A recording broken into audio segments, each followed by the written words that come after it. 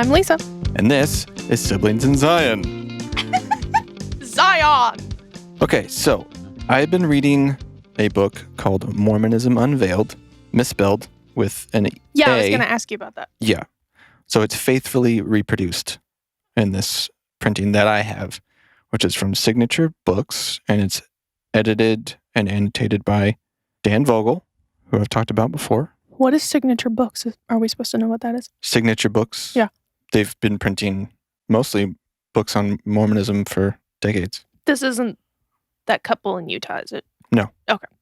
That's where I bought it from, though. Utah Lighthouse Ministry. Oh, Yeah. Okay. Mm-hmm. So this is the first quote-unquote anti-Mormon book. Ever. Mm-hmm. Published in 1834 by Eber D. Howe. That's right in the midst Oh, yeah. of things. It's when stuff was hot. Surprised Joseph Really hot. didn't burn down this printing press, too. Right. So I'm about a little bit more than halfway through, and part of this is a reproduction of these letters from Ezra Booth. And who is that? So there isn't a great deal of information about him and his life, but he was an early and notable member of the early church. So he was a Methodist, and he was a popular minister in that church until he was in Kirtland, and he converted to the Mormon church in May of 1831. I feel like a lot of Mormons have heard that name, but they Right. could not tell you who It that was is. familiar to me. Yeah. Did you have any recollection It rings of why? bells, but I can't tell you now Yeah. why I know who that is. He's even or mentioned what in he the did. Doctrine and Covenants at some point when he's chastised by the Lord. I think that's the only time people ever talk about him is Mhm. church history. It's a very Briefly. brief period. He was a member for like 5 months. So he gets converted, baptized in May of 1831. And by the next month, he's a high priest going on a mission to Missouri with Isaac Morley. And he apparently was converted after witnessing an apparent healing miracle by Joseph. Some woman named Elsa Johnson. Does it say how? I do not have the full story of what he apparently did. Now that I think about it, it might have been in Rough Stone Rolling. If I find a link to some detail about that, I'll put it in the show notes. But obviously it wasn't an actual miracle. But whatever happened, he was impressed and converted Magic. and went out on this mission to preach. But he thought that he was going to be able to preach and convert via similar miracles, and found this not to be the case. Oh. So then he started kind of paying attention and looking more closely at Joseph and Sidney Rigdon and just what they were doing and how.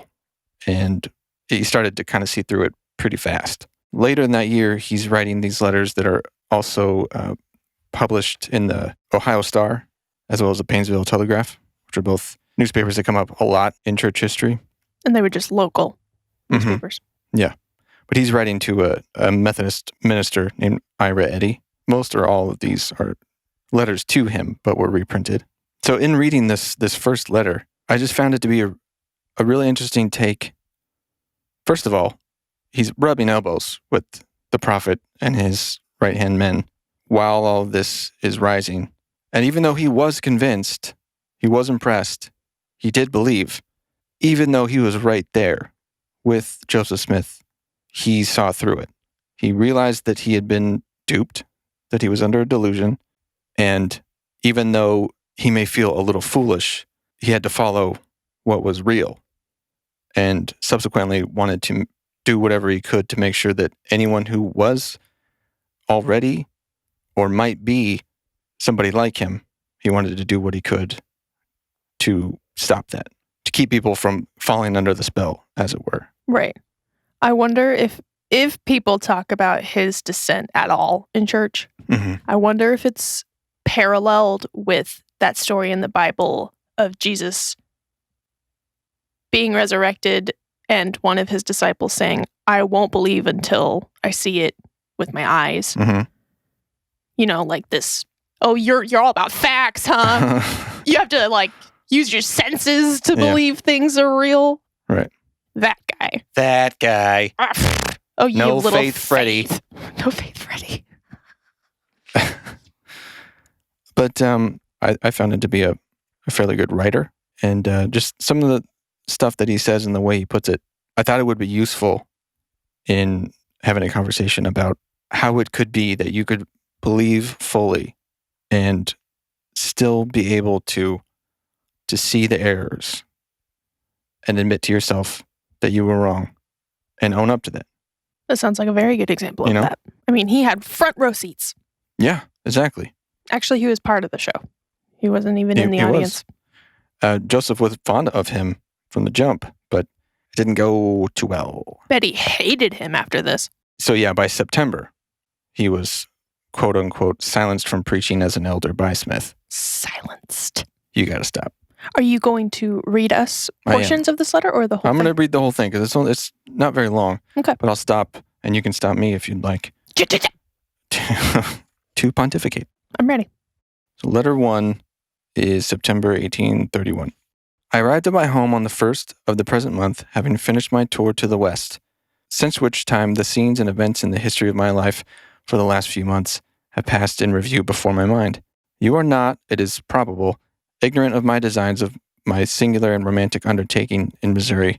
Sufficient to say, it was for the purpose of exploring the Promised Land, laying the foundation of the city of Zion, and placing the cornerstone of the temple of God. A journey of 1,000 miles to the west has taught me far more abundantly than I should have probably learned from any other source. It has taught me quite beyond my knowledge the imbecility of human nature, and especially my own weakness. It has unfolded in its proper character a delusion to which I had fallen victim, and taught me the humiliating truth that I was exerting the powers of both my mind and my body and sacrificing my time and property to build up a system of delusion almost unparalleled in the annals of the world. So here he's starting off by saying, it's humiliating to admit, but I was putting all my time and efforts into an absolute farce. And I got to tell you about it. I got to get it off my chest. Victim is a strong word. Yeah. I'm sure a lot of people can identify, I know I do, with realizing that you're literally putting everything you have into this organization. Your time, your mind, your body, all your energy. Your money. Your money. Yeah, there's a part later that's even more appropriate for that to you, I think. He continues, if God be a God of consistency and wisdom, I now know Mormonism to be a delusion, and this knowledge is built upon the testimony of my senses. In proclaiming it, I'm aware I proclaim my own misfortune, but in doing it, I remove a burden from my mind, as discharge a duty as humbling to myself as it may be profitable to others. You had heard the story of my wanderings and, quote, was induced to believe that I had been visited with a species of mental derangement, and therefore you had given me up as one among those friends of early association who in the lapse of time would be as though they had not existed, end quote. You had concluded that the magic charm of delusion and falsehood had so wrapped its sable mantle around me as to exclude the light of truth and secure me a devoted slave. But thanks be to God, the spell is dissipated, and the captive exile hasteneth that he may be loosed and not die in the pit. And that's a quote, I think, from some scripture that he knows. Are we to believe that this minister he's writing to made the comment that he thought he had to be mentally ill to be doing this? Yikes. He says, when I embraced Mormonism, I conscientiously believed it to be of God. The impressions of my mind were deep and powerful, and my feelings were excited to a degree to which I had been a stranger. Like a ghost, it haunted me by night and by day until I was mysteriously hurried, as it were, by a kind of necessity into the vortex of delusion. At times I was much elated, but generally things in prospect were the greatest stimulants to action. Again, this is 1831. The Book of Mormon has been published for like a year and a half or something like that. It's brand new. Kirtland is just rising up. And this is already a time and place where religious fervor is everywhere. So this probably was obviously a very exciting prospect, especially if Joseph Smith, as it seems to be, was very charismatic and charming and seemed to be very knowledgeable about the scriptures and saying new things, putting things a new way, providing new revelation, new scriptures. It's really not surprising how somebody, at least at first, could be really swept up in this and think, excitement. Oh, this is the real deal. Yeah. Here we go. Yeah. Yeah. Yeah, Joseph. So yeah, it's haunting him. So he feels compelled to go after it. On our arrival in the western part of the state of Missouri, the place of our destination, we discovered that prophecy and vision had failed, or rather had proved false. The fact was so notorious and the evidence so clear that no one could mistake it, so much so that Mr. Rigdon himself said, quote, Joseph's vision was a bad thing. So the annotation here is Joseph Smith said that his June 1831 trip to Missouri was preceded by a heavenly vision commanding him to make the journey so he could point out to the others where the New Jerusalem would be built, perhaps influenced by a letter from Oliver Cowdery in which the second elder enthused about the prospects for converts in Missouri. Smith foresaw a large congregation awaiting him, but this prophecy proved to be not true. This was glossed over, apparently, to the satisfaction of most persons present, but not fully to my own. It excited a suspicion that some things were not right, and prepared my mind for the investigation of a variety of circumstances which occurred during my residence there, and indeed to review the whole subject from its commencement to that time.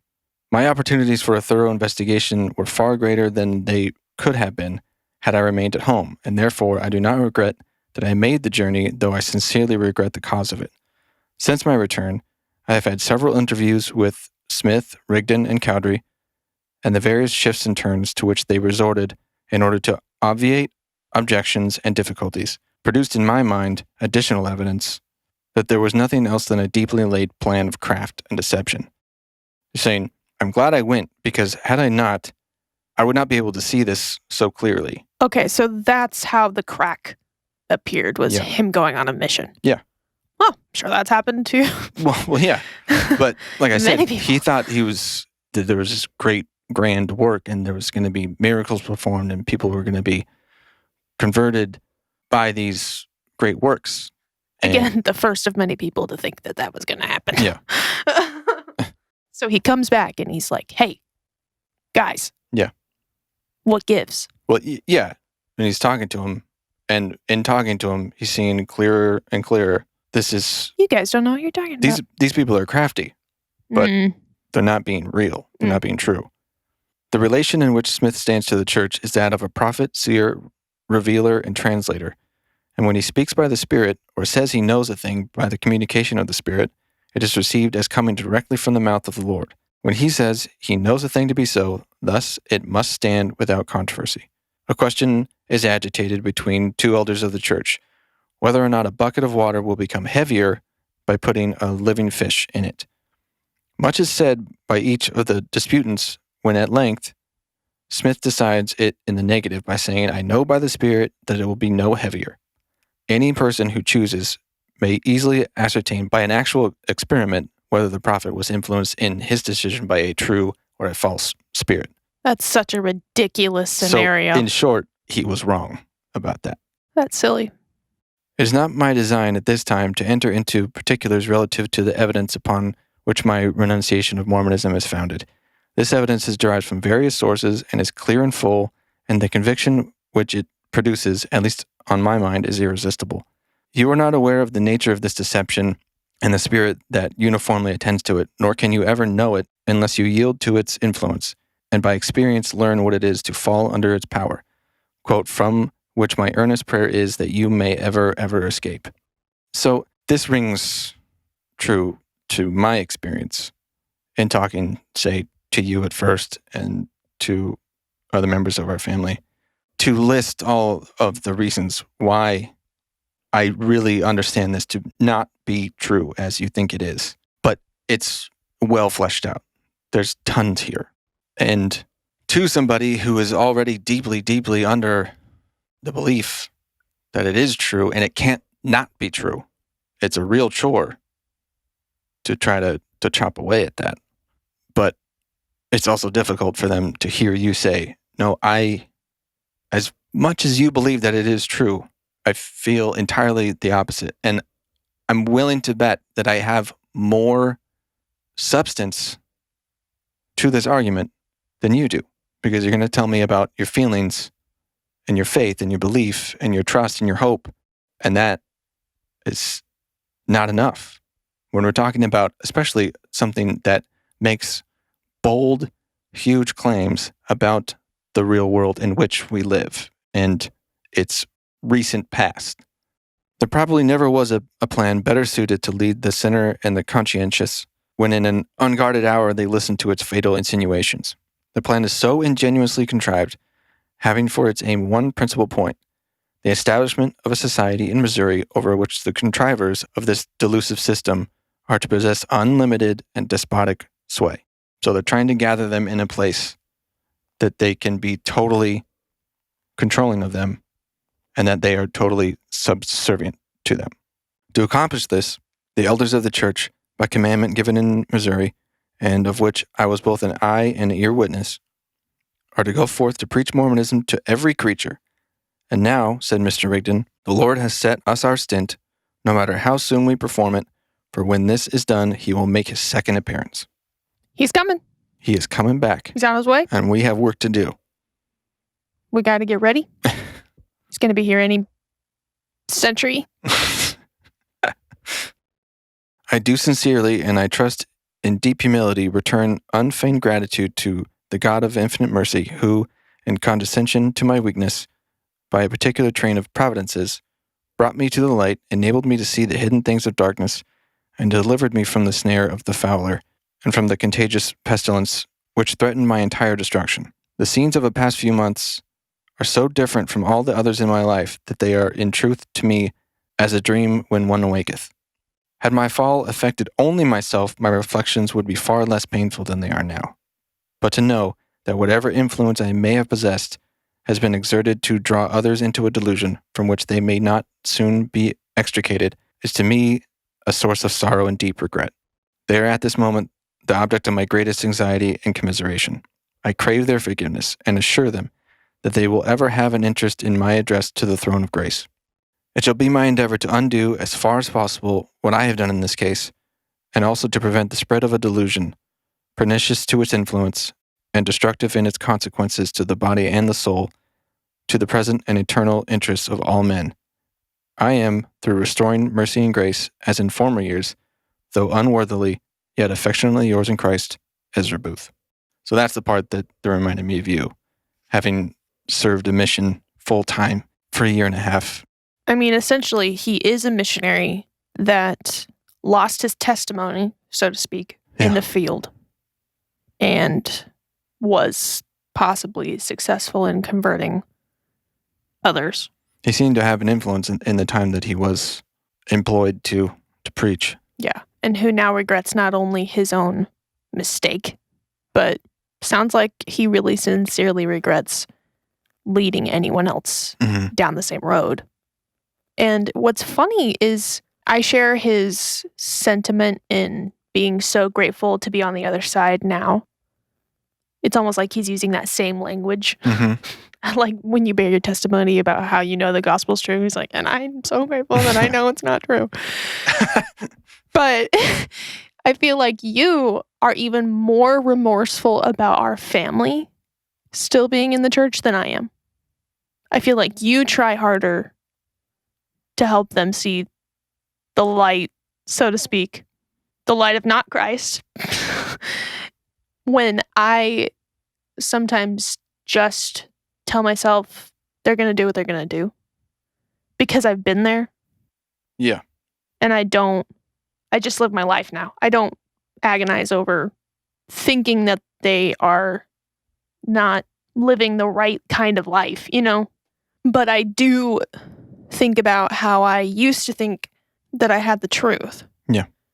And now I think I didn't even know how delusional I was to conceive of any other possibility. You didn't know why it was delusional. No. And that is exactly what I'm trying to do with everyone else. Right. I'm not trying to deconvert them. I'm not trying to get them out. I'm not trying to make them quit. All I'm trying to do is fill in the gaps that I know are there. Yeah. And this is consistently affirmed to me when I talk to my mother, tell her some of the basic stuff about why I have come to the conclusions that I've come to. Stuff that she should know if she knows that this church is quote unquote true. And she doesn't, which at the very least continues the conversation and, one thing at a time. Yeah, because her saying I know is not based on having all of the information. Right. She's specifically taught that knowledge is a deep spiritual confirmation Mm-hmm. that it's true. But she has only been given the information from the source of which it is so watered down and whitewashed and refined and repackaged so that it's only a portion of what has come before it Yeah, but in its history. she thinks her confirmation came from God himself, Right. which is more important than any So quote-unquote she's already knowledge decided that it's true. you have. She's already decided that it's true. Yeah. And whatever information that I say that can be even confirmed by the church itself that is weird or upsetting or doesn't quite make sense, This is weird. that's not my problem. That, God has things to sort out and he uses imperfect people to do perfect things or whatever. or whatever. But no, there are people in this world who think L. Ron Hubbard was the messenger, that think Jim Jones was the messenger, that think David Koresh was the messenger. I just watched a 4-part series on Heaven's Gate, which I've looked into quite a bit. They thought Marshall Applewhite was the messenger. So much so that like 30 people killed themselves so that they can get on a spaceship and go to heaven with him. How are they going to get on a spaceship if they're dead? Exactly. And that doctrine changed from the mid-70s, he was telling people that it was going to be a physical transformation into this next level body, this next level consciousness. There's actually like some parallels to Mormonism. He calls the Creator Heavenly Father, and that your physical body will be improved to a next level consciousness. Here's my question. Yeah. Was Ezra Booth still a Christian after his defection from Mormonism? Is that why he's talking to this minister? Yes, and that's why he's speaking of being grateful to God that... Okay. I had read in a separate article that was faith promoting that said that eventually Ezra Booth became agnostic, but I don't know if that's true. Interesting. I wouldn't be surprised. But at least after he left the church, he was still a believer in Christ. And in his first letter, he's saying, I'm not going to start listing all of my stories and evidence to you now, but there's many more letters. I think there's 9. And he has tons of stories and anecdotes about being here at this time and what he saw. More fish? No. Did you have any notes? Well, have you listened to that episode of Radiolab called Deception? Maybe. It was released last month, and I listened to it today, and it was so good I listened to it again and wrote down how I thought it related to what we were going to talk about. Cool. And I can share with you my notes on that, and you can decide to keep whatever amount that you want to. But I was really, inspired, I guess, by this episode. Were you moved by the Spirit? I was. Because my mind was enlightened and I felt curiosity flood my mind. Ooh.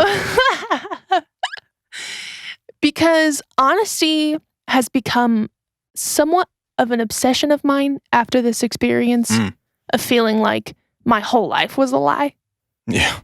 And this episode, they share several stories like they do to flesh out their point, to bring you to their ultimate lesson, I guess. Yeah. They start talking about, animals that play dead, a snake playing dead, like this thing itself. Yeah. Like going to these lengths to show that it's dead. I think I did listen to that, yeah. Right. And then it talked about how there are facial muscles that we don't notice moving when we have an emotion. And there are micro facial expressions that leak, quote unquote, in our responses and reactions. And they're so fast we don't see them because we don't know to even look for them. If you study them, like a lot of the people that they talk to, you know what to look for, but it's still so hard to accurately assess. And they have a computer program that can help identify what emotion is being displayed.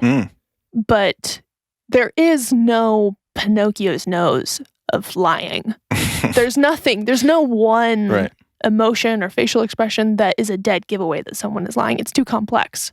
So one of the questions that they ask is, can you lead a life without lying? Which I thought was interesting. The guy that worked on studying facial muscles, after his daughter was born, he made that his goal to be completely honest.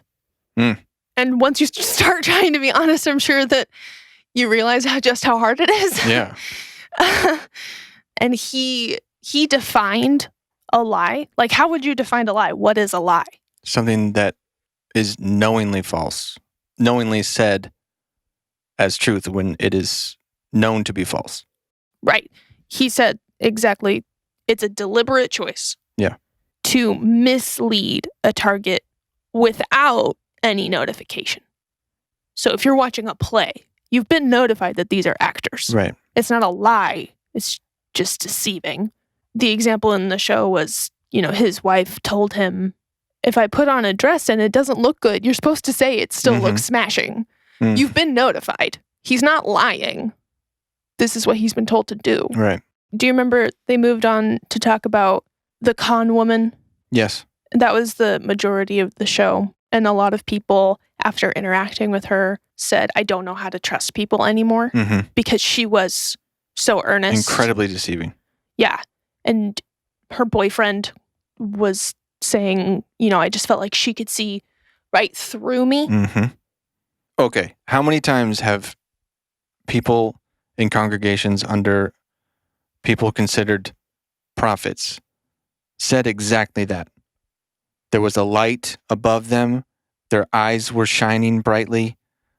There was just this aura around him. It felt like he could see right through me. It felt like he knew me. That's been said about Joseph Smith, about L. Ron Hubbard, about all these charismatic figures who people feel drawn to. I don't remember who it was on the show that was reporting that specific part of the story, but they said the effect of a lie, like the real impact, it isn't just that it makes you question that piece of information that you were lied to about. It's that it makes you question everything. Yeah. And that's what I'm still struggling with, is not that Mormonism is not true. That's not my struggle anymore. It's the ramifications that has on what the fuck is true. Yeah. What else have I believed my whole life? Exactly. It's not actually true. And who's lying to me? And then they move into the part of the episode that I really wanted to talk about. And that is centered on those who are pathological liars. Have you ever known anyone that just lied all the time? Besides our president? Personally. Maybe not that they would be classified as a pathological liar. Right. I have known some lot. people that have consistently lied about things and embellished quite a bit. Kind of can't help but not speak the whole truth. Yeah, not someone that I think is a textbook pathological liar, but definitely someone who is categorized as a untrustworthy person. Yes. Yeah. Unreliable. You have to second guess everything that they say. Yeah. It's unnerving. Had a couple girlfriends like that. Uh-oh. They talked about some research that was done using the brains of pathological liars. They scanned them and they assumed that what they would find was just more gray matter in their brains. Yeah. In the prefrontal cortex. But instead they found more white matter. Like 25% more connections than the average person. So the gray matter is like what allows you to think. And then the white stuff is how you move those thoughts around. So they're just able to make these connections and fabricate stories so much quicker and so much more easily than, say, I could. And because they have more connections from this information of the lies that they've already told. Yes. So that was one of the questions is... Fold them in and keep them going. Does this cause lying or is this an effect of lying? Because children 2 to 10, they said there's a big jump in white matter during those ages, but that's also when they learn the skill of lying. Yeah. So we don't know Wasn't me. if those connections are made because they've lied so much, or if lying is just easier because they have more connections. Right. Could be both. I don't know that you can really call what children are doing lying. Probably in some situations. If they understand that they did something and they know it's bad. Yeah. So if they asked about it and they say they didn't do it. Did you break the lamp? No. I didn't do it. It was me. So then we come to the topic of not people who deceive others, but who deceive themselves. Yeah. Self-deceivers. This is the thing. That despite the evidence, we can still convince ourselves of what we want to believe. Mm-hmm. Actually having two contradictory beliefs. And when we deceive ourselves, we only allow one of those thoughts to be in our consciousness. And we suppress the other. Yeah. Because we have a motivation, whatever that motivation is. Well, in the case of members of the Church of Jesus Christ of Latter-day Saints, especially those that have been in it for decades, it's that they've been in it for decades, have lived their lives according to its principles, paid 10% of their money to be able to access the temple, which is the ultimate goal on the earth, to be able to attain the ultimate goal after it. So I'm already so much investment. Really invested. So this needs to be true, no matter what anyone else tries to tell me. And I've already been told that there's anti-Mormon lies and that there are people who leave the church and just want to destroy it because they're mad or they want to sin and they're angry because this and that. So I can't trust anything that comes from outside of the church. And they're telling me I have to stick to approved sources. So if I do that, then I'm not going to see anything that's going to change my mind. You just foxholed into believing. But, and that was more true before the last decade or so, when the information age has come to the point where they can't hide what they used to hide. No. They have to admit to certain things. And so even on their own approved sources, there are information contained that could make someone come to the realization, oh, I thought that was a quote-unquote anti-Mormon lie. Joseph Smith actually was a polygamist. He actually did marry girls that were teenagers. And when you're talking about holding two contradictory beliefs, also known as cognitive dissonance, one that comes to my mind is polygamy was enacted to multiply and replenish the earth, but Joseph Smith didn't have sex with any of his 30-something wives. Right. Then why did he have 30-something wives? I would maybe question if self-deception and cognitive dissonance are the same thing. Self-deception is not the same as cognitive dissonance, but holding two contradictory beliefs in your head at the same time, such as the example that I gave, that is cognitive dissonance. Sure. But in this case, you'd be ignoring one of them. Deceiving? Yeah. Yeah. The last thing I wanted to bring up from that podcast is they took an embarrassing questions questionnaire to civilians, and most of them lied. Yeah. You know, do you enjoy your bowel movements? Have you ever questioned your sexual orientation or something? Yeah. Have you ever thought about raping someone or being raped? Right, yeah. And then they took this questionnaire to swimmers, these competitive swimmers. And those that lied were actually the most successful. So then they applied this to people who are in business, people who are good at business, people who more easily work in groups. They all share the tendency to lie to themselves, but they also found that they tend to be happier. So denying certain facts about the world around you does help you cope and does help you get through things. Yeah. But those who see the world as more realistic tend to be slightly more depressed than other people, and they lie less.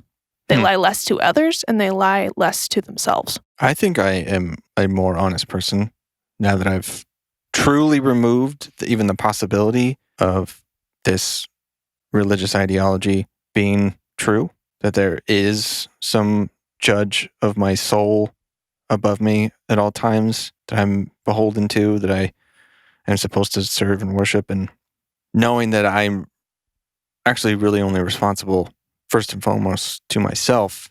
I find myself more inclined to be honest as much as possible with my fellow man. Yeah, I agree. Even if lying is something that is useful for us to get through life, I don't want it. Yeah, I'd rather not.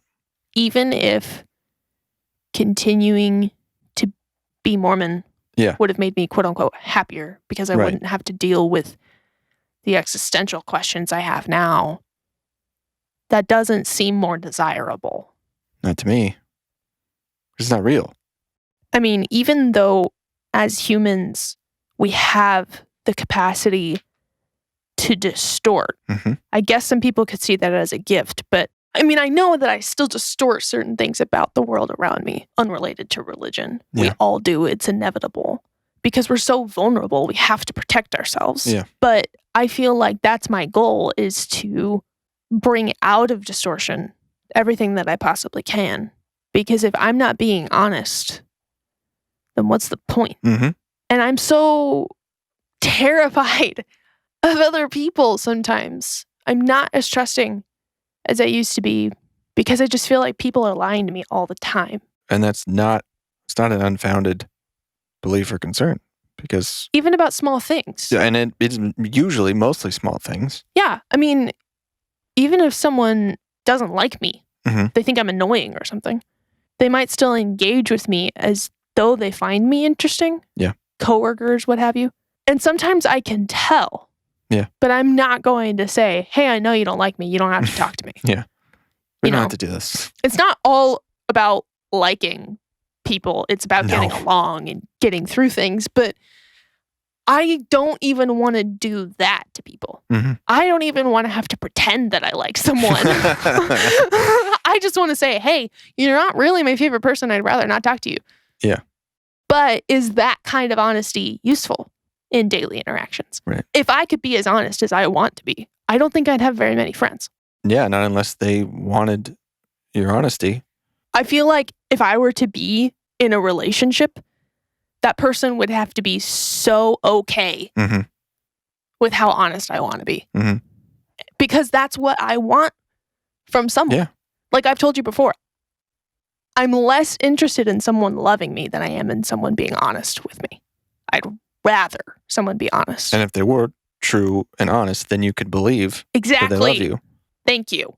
Because in order for me to believe that, I need to know that they're honest first. Thou shalt not lie. Isn't that a commandment?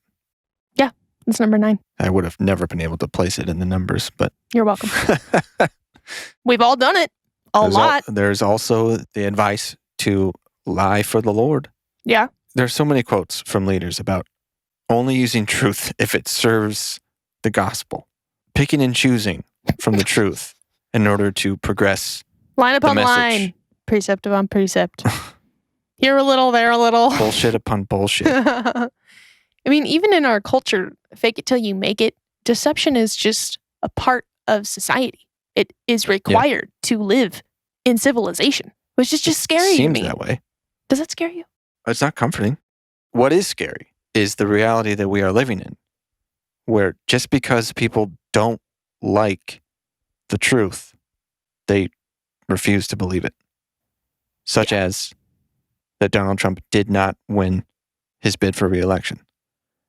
They think he's the greatest. How could he possibly lose? Therefore, there's no way he did. Therefore, this is a lie. This is rigged. It was stolen from him. This is the biggest fraud ever. And so and we know that. So just overturn it. Just deny it. Just deny the will of the people and give me what I want to be true. We're a danger to ourselves and others. Absolutely. We're just so dumb. Until we're not dumb anymore. Well, there's just a lot of people, which means there's a lot of not very intelligent people. out there. It's not all their fault. No. I mean, Donald Trump is still currently the president of the United States and has been lying his whole life, but on the biggest stage there is, he has been full of lies, so much so that people are just desensitized to it. Like, Yeah. Even some people are like, yeah, I know he's not telling the truth all the time, but I like him, and he's the Republican president, so I'm still going to vote for him. Why does it not bother people when people lie? I don't know.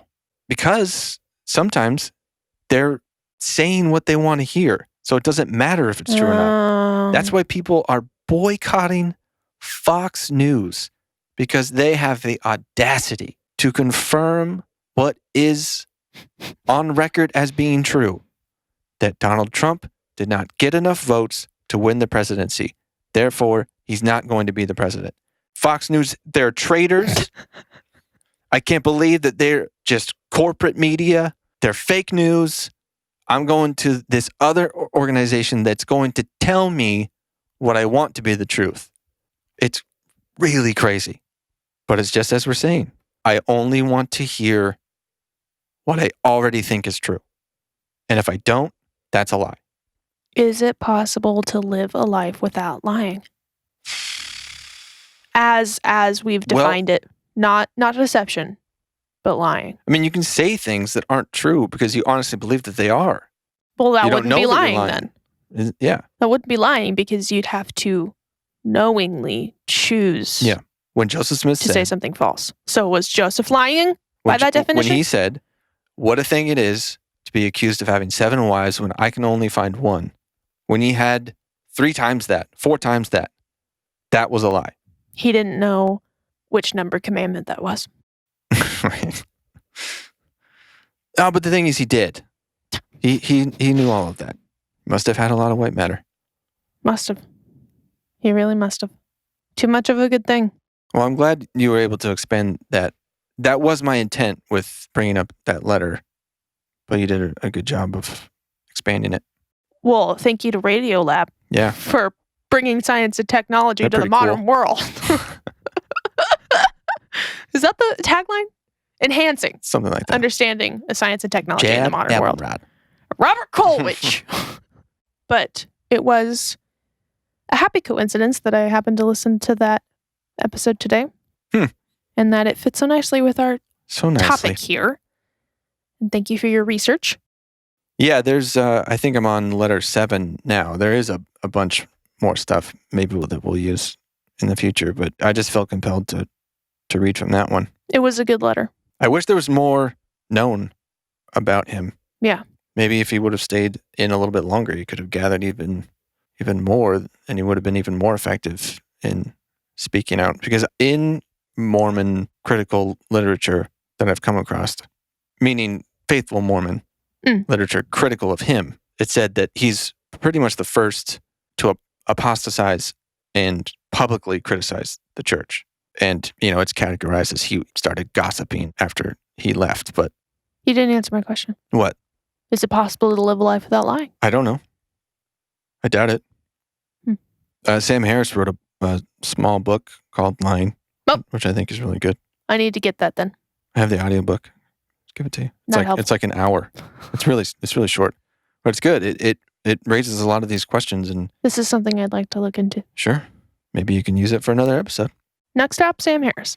Well, I think we did what I intended us to do tonight. I think we did it. So I'm going to put this one out on the 20th, and then my intention is that we record one more episode before the end of the year, and that will be the end of season 2. And that'll be the end of Siblings in Zion.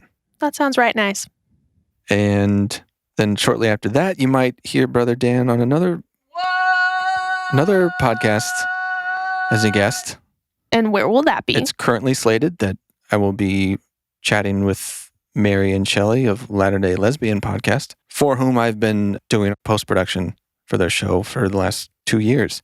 So we've corresponded, of course, every week about episodes and technical stuff and some other correspondence over the years, but we've never actually had a live conversation. So they asked me if I wanted to come on and do kind of a get to know me. I'm excited to hear this conversation. I'm excited to talk to him. I think it's gonna be fun. That will be fun. I also just want to say that of all the people I know, you are one of the most honest. I feel like when I say something to you, I expect you to tell me what you actually think, which is really valuable. And I just wanted to say thank you for that. Part of that process is I know that you expect that from me. I know that we have the type of We have established relationship that is welcome. Yes. That's not always the case with some people. Like we said, I have had to be a different version of myself for most people in my family for most of my life. Only in the last few years have I felt the need and the ability to be honest about some things that I have not been honest about. And I didn't want that, but I truly felt I didn't have any choice if I wanted to have that relationship. Yeah, I guess. I wanted to be seen as worthy of their attention and love and acknowledgement. I guess under that definition, you were lying. Mm-hmm. It was a deliberate choice to mislead your target without any notification. Yeah, but I didn't want to do that. So maybe leading a life without lying has a lot more to do with other people's expectations than your own. You could not know anyone ever and not lie to them. Yeah, there you go. I'll just take all my books to a cave, and I don't want to talk to anybody. Shut up. Shush. Problem solved. Will anything ever make sense ever again? Yeah. Or is it only going to get more confusing? Don't lie to me. For me, my experiences, things have made more sense. Even if there is more questions open up. Don't lie to me. Don't you lie to me now. Don't you lie. Things in my life and even things that are way bigger than my life do seem to me to make more sense. Okay. It definitely makes sense to me that Joseph Smith was not a prophet and that there is no heavenly father. Liar, liar, pants on fire. Made of flesh and bone near a star called Kolob. Adjacent too. Just around the corner. Roundabout. Maybe we'll just change the name of this podcast to Will Anything Ever Make Sense Again? Question mark. All right. We'll talk to you next time. I'm Brother Dan. I'm Sister Lisa. And this has been Siblings in Zion. Or has it? Don't lie to me.